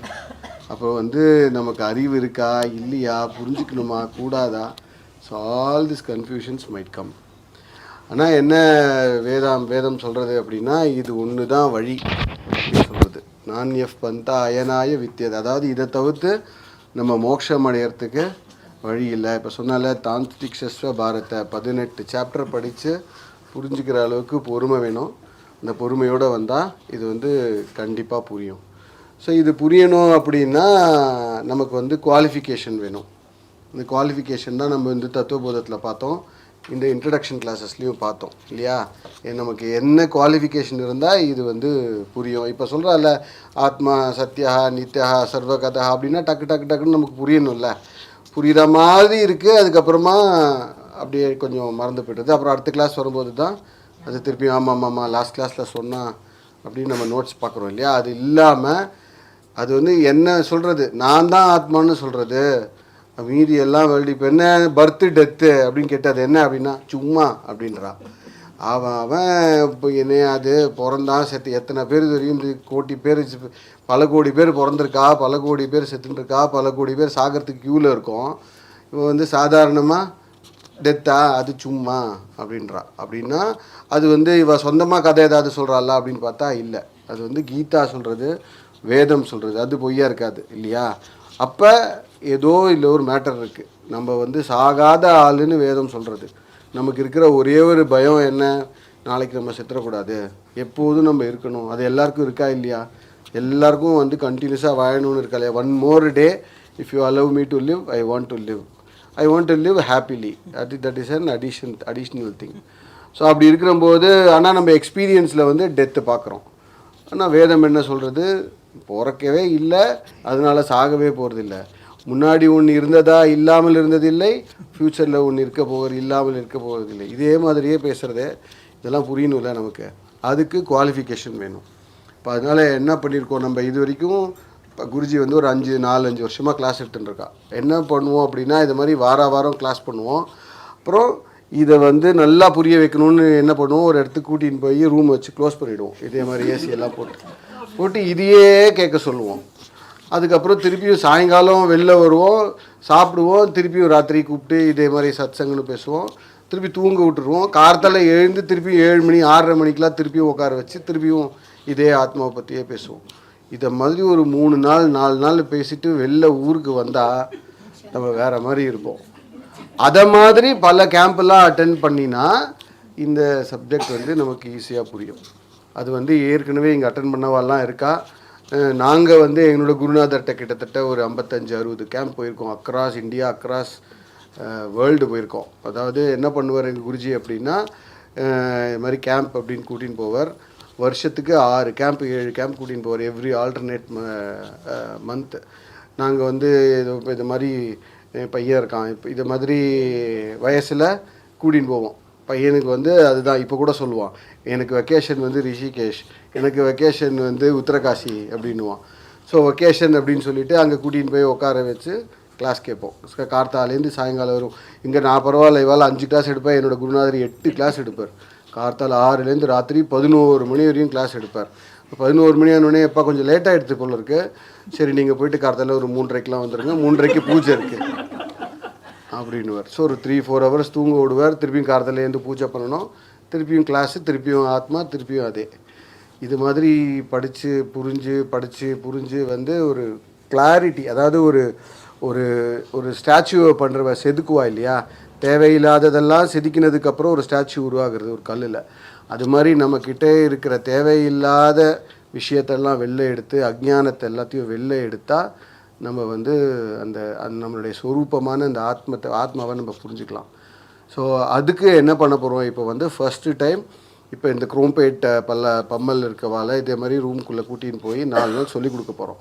அது என்றைக்கு அப்படின்னா டிசம்பர் 7th டிசம்பர் 10th. நீங்கள் கேள்விப்பட்டிருப்பேன் சுவாமி தயானந்த சரஸ்வதி அப்படின்னு பூஜ்ய சுவாமிஜி. அவர் தான் இந்த ஹோல் பரம்பரைக்கு இப்போ ரீசெண்ட் டைம்ஸில் இதை படிக்கிறதுக்கு நமக்கு வந்து டீச்சர்ஸை க்ரியேட் பண்ணி இது மாதிரி இன்றைக்கி நாங்கள்லாம் இருக்கோம் அப்படின்னா அந்த பரம்பரையில் வந்திருக்கோம். இப்போ நம்ம எல்லாருமே அந்த பரம்பரையில் வந்திருக்கோம்னு சொல்லலாம். ஸோ அவர் பிறந்த ஊர் மஞ்சக்குடி அப்படின்னு கும்பகோணம் பக்கத்தில் இருக்குது. அது ஒரு அக்ரஹாரம். ஸோ அக்ரஹாரத்தில் இதே மாதிரி ஒரு ஏசி ஹால் பண்ணி கொடுத்துருக்காரு நமக்குன்னே கிளாஸ் கண்டக்ட் பண்ணுறதுக்குன்னே. அதில் வந்து கார்த்தால கிளாஸ் எடுப்போம், அதுக்கப்புறம் போனால் சாப்பாடு இருக்கும், டிஃபன் இருக்கும். சாப்பாடு டிஃபன்லாம் ரொம்ப நல்லாயிருக்கும். அதனால் அப்புறம் ரூம்ஸ் தங்குறதெல்லாம் நல்லா லக்ஸரியஸாக இருக்கும். எந்த இதுவே 5 ஸ்டார் ஸ்டே இருக்கும். அதுக்கப்புறம் சாப்பிடுவோம், திருப்பியும் கிளாஸ் கேட்போம், திருப்பியும் அதை பற்றியே டிஸ்கஸ் பண்ணுவோம். என்ன பண்ண போகிறோம் அப்படின்னா கர்மயோகம் அப்படின்ற ஒரு நம்ம இப்போ என்ன பண்ண போகிறோம்னா டிசம்பர் போகிறதுக்குள்ளே இந்த 3rd சாப்டரை 2nd சாப்டரை முடிச்சிருவோம். 2 கிளாஸு 3 கிளாஸ் வச்சு உங்களை திருப்பியும் இங்கேயே வர வச்சு வேறு எங்கேயோ வர வச்சு அதை சொல்லி கொடுத்துருவா. அப்புறம் 3rd சாப்டர் வந்து அங்கே போய் ஒரு 19 கிளாஸ் 4 நாளில் டெய்லி 4-5 கிளாஸஸ் அதை வந்து படிச்சுட்டு திருப்பி வந்தோம் அப்படின்னா கர்மயோகத்தில் வந்து நிறைய விஷயம் சொல்கிறார் கிருஷ்ணர். நீ வந்து ஸ்வதர்மம்னா என்ன, நான் இன்றைக்கி என்ன பண்ணணும், சரி சுவாமி நீங்கள் சொல்கிறீங்க ஆத்மா நான் ரைட்டு, இதெல்லாம் வந்து இத்தனை நாள் எனக்கு தெரியல ரைட்டு இப்போ தெரியும் நான் இப்போ என்ன பண்ணணும் அப்படின்னு நமக்கு ஒரு கேள்வி வரும் இல்லையா, அதுக்கு கிருஷ்ணர் ஆன்சர் வச்சுருக்காரு. நீ இப்போ என்ன பண்ணணும், இதை புரிஞ்சுக்கணுன்னா என்ன பண்ணணும், எல்லாத்துக்குமே அதில் கிளியர் எக்ஸ்ப்ளனேஷன் இருக்குது. நம்ம கேள்வி கேட்குற மாதிரியே கேள்வி கேட்பான் அர்ஜுனா. சரியா எனக்கு என்ன யூஸு, இப்போ எனக்கு என்ன யூஸு, இது மாதிரி கேள்வியெல்லாம் கேட்பான். அது எல்லாத்தையும் கேட்டு புரிஞ்சினோம்னா இந்த அடுத்த 4th chapter 5th chapter போகிறதுக்கு நமக்கு ரொம்ப யூஸ்ஃபுல்லாக இருக்கும். ஸோ அதனால் இதே மாதிரி ஒரு 2-3 கேம்ப் 4 கேம்ப் பண்ணோம்னா 18 chapter அப்படி இருக்காது, 18 chapter முடிஞ்சிடும் சீக்கிரமாகவே. அதனால் இப்போ வந்து சங்கர்ஜி வந்து அந்த கதவை சாத்திட்டு உங்கள் பேர் எல்லாத்தையும் எழுதிடுவார். அதுக்கப்புறம் நம்ம வந்து என்ன பண்ணுறது, இப்போது இங்கே அங்கே போய் தங்கறதுக்கு சாப்பிட்றதுக்கெல்லாம் கவர்மெண்ட்டு வந்து ஃப்ரீயாக கொடுக்க மாட்டேங்கிறது. அதனால நம்ம வந்து கான்ட்ரிபியூஷன் கேட்போம் அங்கே ட்ராவல் பண்ணுறதுக்கும் தங்கறதுக்கும். It's will be very reasonable. So அது நமக்கு 3 months இருக்கிறதுனால இப்போவே ட்ரெயின் அதெல்லாம் புக் பண்ணி அங்கே போயிட்டு 7th morning போவோம், 11th morning திருப்பி வந்துடுவோம். அதனால் ரிக்வெஸ்ட், இங்கே வந்துன்னு இருக்கவா இன்ட்ரெஸ்ட் இருக்குது இன்னும் சொல்கிறவாளோ, எனக்கு இன்ட்ரெஸ்ட் இருக்கா இல்லையான்னு யோசிக்கிறவா எல்லாருமே இதுக்கு வந்து கண்டிப்பாக ரிஜிஸ்டர் பண்ணி வரணும்னு ரிக்வெஸ்ட் பண்ணுறேன். இல்லை சார் எனக்கு வேலை இருக்குது, டிசம்பர் மாதம் தான் எனக்கு ஆஃபீஸ் இருக்குது, எனக்கு வந்து என்ன சொல்கிறது, நான் லாயரு, நான் கோர்ட்டுக்கு போய் ஆகணும், நான் டாக்டரு, பேஷண்ட் பார்த்து ஆகணும், ஆடிட்டரு, நான் சைன் போட்டு ஆகணும், இது எல்லாம் இவ்வளோ வருஷம் பண்ணியாச்சு, இதுக்கப்புறமும் பண்ணுவோம், அதெல்லாம் யூஸாக இல்லையான்னு நம்மளே இத்தனை நாள் தெரிஞ்சிருக்கோம். இவ்வளோ தடவை கைது போட்டிருக்கோமே ஆடிட்டரா, என்ன ஆச்சு, இவ்வளோ தடவை நம்ம வந்து வாதாடி இருக்கோம், மேலே ஏதாவது ஆச்சா, இது ஒரு டாக்டராகவும் இருந்து இவ்வளோ பேரை சரி பண்ணோமே, அதனால நமக்கு ஏதாவது ஒரு கம்ப்ளீஷன் பூர்ணத்துவம் கிடச்சிருத்தா, நம்ம மனசை விட்டு சோகம் போயிடுத்தா, துக்கம் போயிடுத்தா அப்படின்னு கேட்டால் போன மாதிரி இருக்குது, ஆனால் வந்துடுறது இல்லையா. இந்த சப்ஜெக்ட் மட்டும்தான் பர்மனண்ட்டு சுகத்தை தருதுன்னு நம்ம சொல்ல கிருஷ்ணர் சொல்கிறார். ஸோ அதை வந்து நம்ம கேட்டுட்டு இதை புரிஞ்சுக்கணுன்னு நான் ரிக்வெஸ்ட் பண்ணிக்கிறேன். ஸோ அதனால் எல்லோரும் ரெஜிஸ்டர் பண்ணுங்க, கேம்புக்கு கண்டிப்பாக வாங்க. ஹரி ஓம்.